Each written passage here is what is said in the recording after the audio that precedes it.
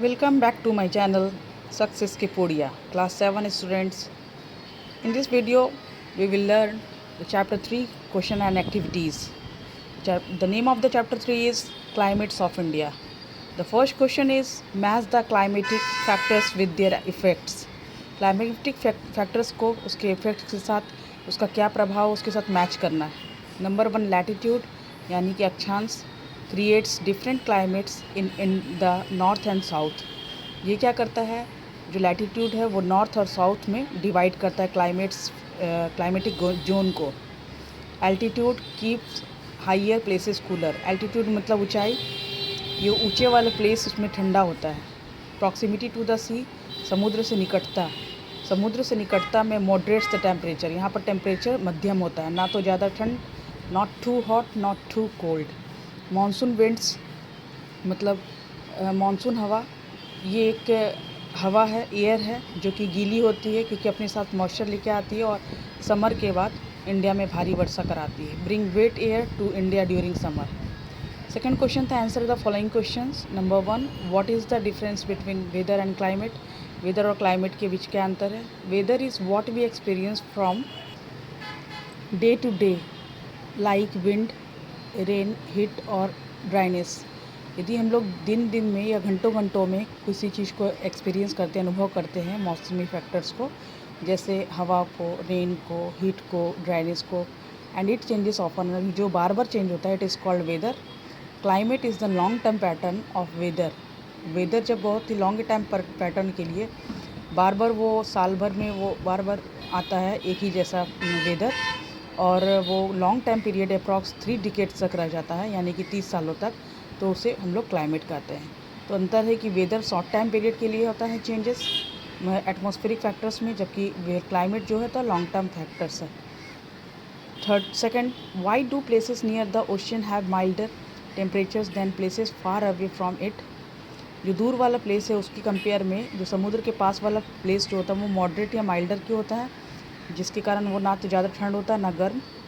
The sea moderates the temperature of nearby places, जिसका सबसे बड़ा कारण होता है समुद्र। So places near the ocean have cooler summer and milder winter. In contrast inland area away from the sea experience extreme temperature, very hot summers and very cold winters. ऐसा है कि जो समुद्र के पास वाला जो एरिया है वो मॉडरेट्स होता है, यानी कि वहाँ पर क्लाइमेट मध्यम होता है, इसका कारण समुद्र है, और इसी कारण से यहाँ पर गर्मी में कूल लगता है और विंटर भी ज़्यादा ठंड नहीं होता है। जबकि इसके विपरीत इनलैंड एरिया में गर्मी में बहुत ज़्यादा गर्मी और ठंड में बहुत ज़्यादा ठंड लगता है। Question number 3, what role do monsoon winds play in affecting India's climate. Bharat की जलवायु को कैसे इफेक्ट करती है monsoon winds. Monsoon winds bring a large amount of moisture to India. ये भारत में भारी मात्रा में मॉइस्चर लेके आती है समर के टाइम में, कॉजिंग हेवी रेनफॉल, और इसी कारण से गर्मी के बाद भारी बारिश होती है, जो कि हम लोग रेनी सीजन के नाम से जानते हैं। That is crucial for crops and water supply, जो कि बहुत ही महत्वपूर्ण है फसलों के लिए और वाटर सप्लाई के लिए। Now we will see the next question. Question number 4, why is Chennai warm और hot throughout the year while Leh is cold. Leh में ठंड पड़ती जबकि चेन्नई साल भर में गर्म क्यों रहता है। Chennai is near the equator, क्योंकि ये चेन्नई जो होता है वो इक्वेटर के नज़दीक है, यानी कि 0 डिग्री लैटीट्यूड्स के नज़दीक है, and at sea level making it warm, और क्योंकि वो सी लेवल के पास भी है, दूसरा इक्वेटर के पास है, मेकिंग, और जिसके कारण इट वार्म और हॉट ऑल ईयर राउंड, इसलिए कारण है कि साल भर वहाँ ठंड पड़ता है, गर्म पड़ती है। Leh is at a high altitude, जबकि लेह जो है वो अधिक ऊंचा प्लेस पे स्थित है हिमालय के। So it remains cold through out the year, और यही कारण है कि ये साल भर ठंड होता है। टेम्परेचर डिक्रीजेज विथ हाइट, क्योंकि जैसे जैसे हम लोग ऊंचाई पर जाते हैं टेम्परेचर कम होता जाता है। Question number 3, look at a map of India given at the end of this book. इसमें बुक इंडिया के मैप को देखना है। Identify the climate of this cities, और इन सभी जो शहर है उसका क्लाइमेट को बताना है। Is the place near the sea, is the mountain और द डेजर्ट, ये भी बताना है कि वो जगह समुद्र के नज़दीक है या माउंटेन एरिया में है या फिर डेजर्ट में है। How do this factors the climate there, और वहाँ पर कैसे क्लाइमेटिक कंडीशन है, कैसे वो इफ़ेक्ट करती क्लाइमेट। तो हम लोग सबसे पहले लेह को देखेंगे। Already we have known that Leh is in the most northern area of India, and it is the true cold place, and it is also a cold desert. So my dear students, located in the mountains Himalayas, तो इससे clear हो रहा है कि ये mountain Himalaya में है. It has N alpine and cold climate. यहाँ पर अल्पाइन और कोल्ड किस्म का क्लाइमेट है बिकॉज ऑफ हाई एल्टीट्यूड, क्योंकि यह अधिक ऊंचाई पर स्थित है. सेकंड, चेन्नई सबसे साउदर्न एरिया में है, ऑन द कोस्ट. ये समुद्र के नज़दीक है, near the sea. It has a tropical climate. यहाँ का क्लाइमेट ट्रॉपिकल है. Is hot and humid year round and receives heavy rainfall. यह साल भर बहुत ही आर्द्रता वाला और गर्म रहता है, क्योंकि ये समुद्र के भी नज़दीक है और हेवी रेनफॉल होता है.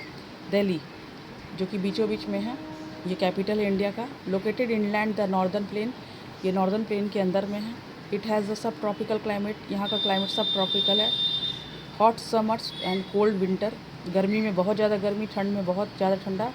और फार फ्रॉम द सी. ये समुद्र से दूर है.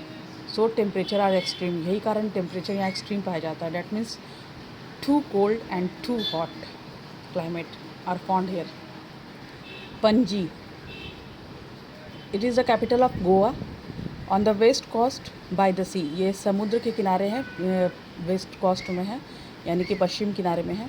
It experience a tropical wet climate. यहाँ ट्रॉपिकल वेट क्लाइमेट पाया जाता है with heavy monsoon rains and mild temperature variation. और मध्यम टेम्परेचर होता है, not too hot not too cold.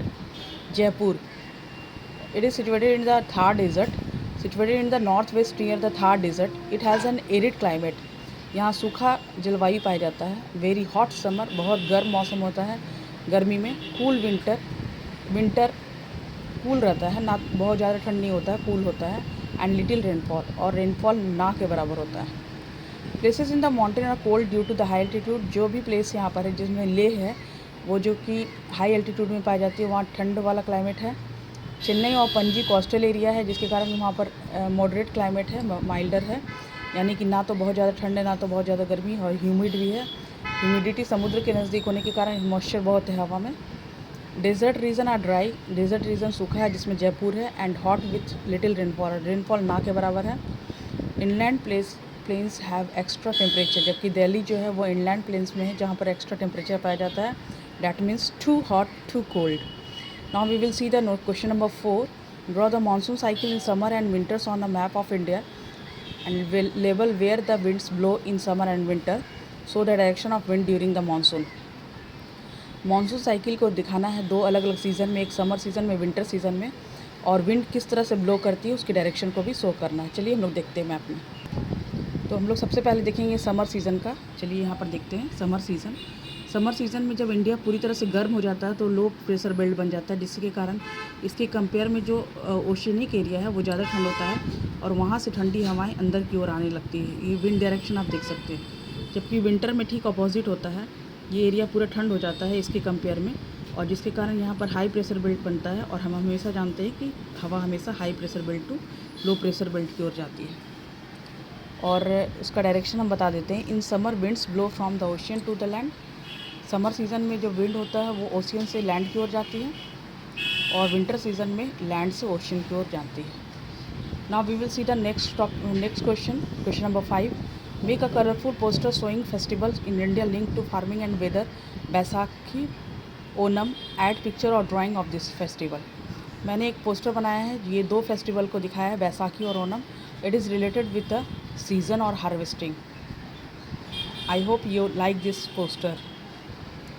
Imagine you are a farmer in India. एक imagine कीजिए, कल्पना कीजिए कि आप एक भारत के किसान हैं. Right a short diary entry about how you would prepare for the rainy season. तो आप एक डायरी एंट्री कीजिए जिसमें ये दिखाइए कि आप रेनी सीजन की तैयारी कैसे कर रहे हैं. आप इसको ऑन लैंग्वेज में भी लिख सकते हैं, बट मैंने जो लिखा वो मैं बता देती हूँ. Today I am busy. Imagine I am a farmer of India and I right this short diary entry. Today I am busy preparing my field before the monsoon arrives. Monsoon पहुँचने के पहले मैं फील्ड की तैयारी कर रही हूँ. I have clean the irrigation channel. मैं इरीगेशन चैनल को साफ़ कर रही हूँ. And broad seeds to sow as soon as the rain start. मैं कोशिश कर रही हूँ कि बारिश जैसे ही स्टार्ट हो उसके पहले मैं बीज को बो दूँ. मैंने बीज लाया है. I also check the storage area of the grains to prevent dampness. और इसके अलावा मैं जो स्टोरेज एरिया है वहाँ पर ग्रेन को रखना है तो वहाँ पर मैं चेक कर रही हूँ। The rainy season brings hope for a good harvest. और रेनी सीज़न में मुझे आशा है कि वो अच्छी इस बार फसलों की कटाई होगी। Next question, this is the last question of this chapter, question and activities. This is the chapter question number 7। Identify a natural disaster, cyclone, floods, landslides और फॉरेस्ट फायर। कोई एक नेचुरल डिजास्टर को पहचानिए। Write a short essay that includes the causes and impact. उसका कारण बताइए, उसका प्रभाव बताइए। सजेस्ट एक्शन द इंडिविजुअल, और उस पर एक सजेशन लिखिए जिसमें इंडिविजुअल, कम्युनिटीज़ और गवर्नमेंट उसमें क्या एक्शन ले सकती है जिससे कि उसके प्रभाव को कम किया जा सके, रिड्यूस द इम्पैक्ट। तो सबसे पहले हम कॉजेज़ लिखेंगे। हमने एक नेचुरल डिजास्टर चुना, flood. Flood are one of the most common natural disaster. ये कॉमन नेचुरल डिजास्टर है occurring when excessive water flows out to land that is usually dry. They are caused by heavy rainfall, river overflows, dam failure और melting glacier. इसका मुख्य कारण है flood आने का heavy rainfall, बहुत ज़्यादा बारिश होना, रिवर का ओवरफ्लो होना, डैम का टूट जाना, ग्लेशियर का मेल्ट होना या पिघलना। इन coastal area floods can also be triggered by storms और सुनामी। और कोस्टल एरिया में सुनामी और तूफान के कारण जो है वो बाढ़ आता है। दीज आर द रीज़न और causes of the floods. Now we will see the next paragraph and it is the impact of flood. Floods have severe impacts on people. ये लोगों पर भारी प्रभाव डालता है। Property and in the environment, खासकर property और पर्यावरण पर। They destroying homes, roads and farmlands. ये जो है घर, सड़क और खेतों को प्रभाव पहुंचाता है। लिविंग मेनी पीपल होमलेस, कई लोगों को बीघर कर देता है। Flood waters contaminate drinking water. Flood आने पर जो वाटर पॉल्यूट हो जाता है, लीडिंग टू डिजीज, यह बीमारियों को लाता है। The loss of crops and life stock affect flood. कई सारा फसल नष्ट हो जाता है, पशु मर जाते हैं। Food supply and the economics, खासकर फूड सप्लाई में इकोनॉमिकल प्रॉब्लम आ जाता है। समटाइम्स फ्लड आर और result in loss of lives and displacement of communities. ये कई कम्युनिटीज़ इसके कारण विस्थापित हो जाते हैं और कई जीवन नष्ट हो जाता है। Now we will see the third paragraph. It is the to reduce the impact of flood. Flood के प्रभाव को कम करने के लिए individual can avoid building houses in flood prone area. जो इंडिविजुअल वो बाढ़ एरिया में इंडिविजुअल को अपना घर बनाने से रोकना चाहिए। And keep emergency supplies Reddy's, और इमरजेंसी सप्लाई रखना चाहिए। कम्युनिटीज़ कैन बिल्ड एम्बैंकमेंट, उनको तटबंध बनाना चाहिए। प्लांट ट्रीज, पेड़ों को लगाना चाहिए। क्लीन ड्रेनेज सिस्टम क्लीन रखना चाहिए। वाटर लॉगिंग को रोकना चाहिए। The government should construct strong dams, government को मजबूत डैम बनाने चाहिए, बांध बनाना चाहिए। Improve weather forecasting and provide weather forecasting, यानी कि मौसम की भविष्यवाणी को इम्प्रूव करना चाहिए ताकि पहले से उससे बचा जा सके। And provide relief to affect people, इसके प्रभाव से लोगों को ताकि बचाया जा सके। प्रॉपर प्लानिंग, सही ढंग से प्लान करना चाहिए। एंड अवेयरनेस, लोगों को जागरूक करना चाहिए। Can help reduce the destruction caused by flood, और ये सभी जो स्टेप्स हैं वो फ्लड्स को रिड्यूस करने में हेल्प कर सकता है। आई होप कि ये वीडियो आपको पसंद आएगा। इसमें सारे question, chapter number 3 climates of India का क्वेश्चन एंड एक्टिविटीज़ क्लियर किया गया है। Thank you.